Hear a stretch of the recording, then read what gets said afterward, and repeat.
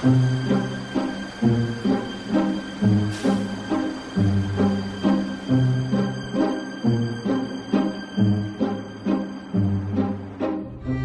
such an idiot. I always do this.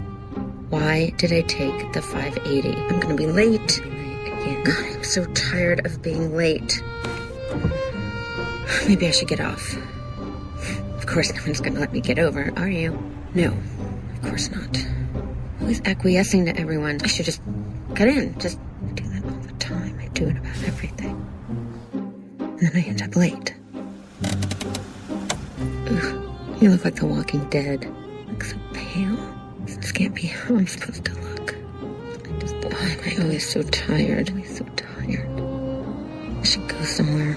I should take a vacation. Oh my God, it's him. Please don't see me. I look awful. Please don't look over here. What am I doing? It doesn't matter if he sees me. I am not in his league. That's for sure. Why don't I have to carry all my weight in my stomach? I look like Buddha, and I less enlightened. I need to stop drinking red wine and eating cheese. It's cancer. I just know it. It's in my family. My dad, uncle. I eat like a pig. I want the kids to know how scared I am. It's like I'm all by myself. I don't know where to go. I won't eat lunch today. Just water. What if David brought donuts again? All right, I'm not eating a donut. I'm not eating a donut. I'm not. I love donuts. I feel wonderful this morning. I love living in this city. And Scott, I'm so excited to spend this weekend with him. Look at you. Happy people are so annoying. Hello? Hey, Scott. I was just thinking about you. Hey, you dropped this.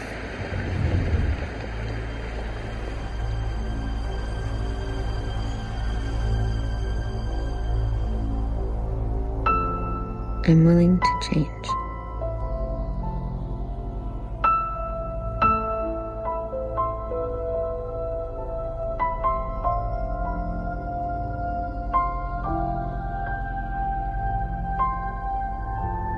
I'm willing to release my old patterns and negative beliefs. The power that created me has given me the power to create my new life. I choose positive, fulfilling new thoughts.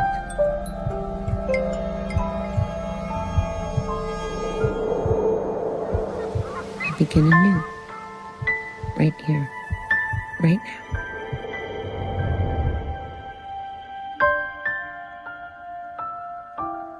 All of us are on a journey, whether we know it or not.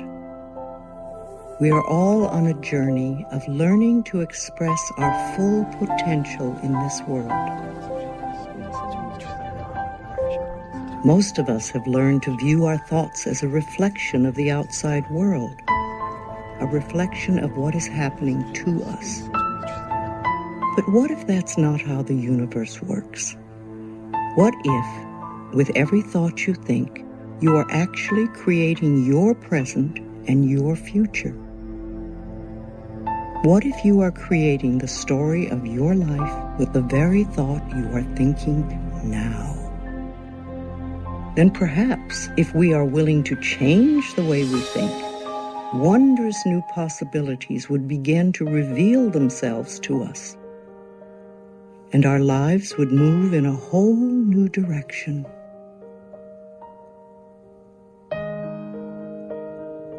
It all starts with taking the first step.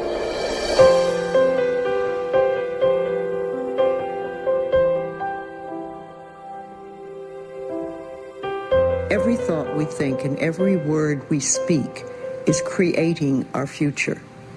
It's as though our thoughts go out into the universe and are accepted and brought back to us as experience. You become what you think about, whether you want it or not. The thought that you are thinking is vibrational in nature and therefore attractive in nature. So when you care enough to take the time to change it from what you are terming negative to positive, you have shifted your point of attraction. Nothing is more important than understanding that. That if you just did that one simple thing, you know, of spotting the limitations in your thinking and trading those in for a positive new thought in that area, it'll eventually lead you to all the other stuff. It'll lead you through. And how would our lives be different if we could cut through all of the static and simply choose in our lives what we would like each moment of each day, or our relationships, or our abundance, or our careers, or the peace in our families to look like? What would our lives look like if we could do that? We're so busy on the cell phone. We're text messaging somebody. We're on the computer. We're on the internet. We're watching soap operas. Once again, we're looking outside of us. People don't realize their greatest potential because they think it's from an outside source when it's so divinely ordained within them. Now, it's how do you turn that around? It starts with thinking differently. You can be fully supported by the universe by following your dreams and your passions and your inner guidance. Your willingness to contemplate yourself as a person who is capable of attracting into your life what you want, having the kind of relationships that you want, being able to have abundance where, scarcity always exists. All you have to do is begin the process by being willing to contemplate the presence of that in your life. I started to be introduced to looking at the world in a different way. For example, through Louise's book, You Can Hear Your Life, which was very influential to me early on, when I thought, wow, there's something about the way I think that may be influencing what's happening in my life. We now know that we can rewire our patterns in our brain with cognitive behavioral therapy or affirmations. It changes the way our brains are wired, and they light up differently. So it's not just this fluff, woo-woo stuff with purple, but it really has biochemical, neurochemical, neuropharmacological effects just as effective, if not more effective, than Prozac, Zoloft, whatever else you have. So Louise Hay, former model, former therapist, discovers something by observation that science supports decades later. There's not one person here that cannot improve the quality of their life. I constantly do it. What I really ask for is how can I increase my understanding?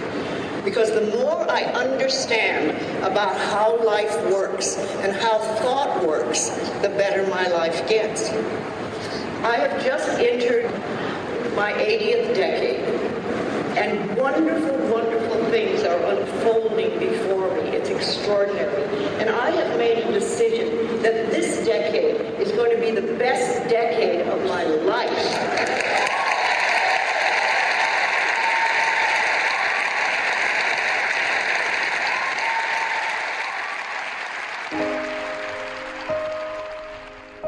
My life, as far as I know, was very good until I was 18 months old.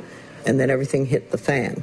And my parents got divorced, and I was put out into a foster home.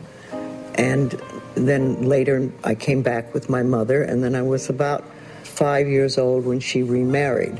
And she remarried what turned out to be a brutalizer. We didn't know that at the time. So the next 10 years of my life were very, very challenging. There was a lot of physical abuse and sexual abuse. I grew up in a family where really you were taught that you were no good, you were worthless, nobody loved you, and nobody would love you. And when you have that belief, then life gives you those experiences.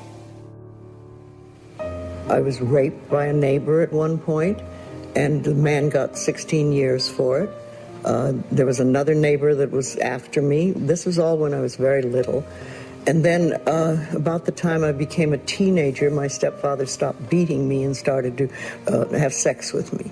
And that was much harder for me to take. So I left home at 15.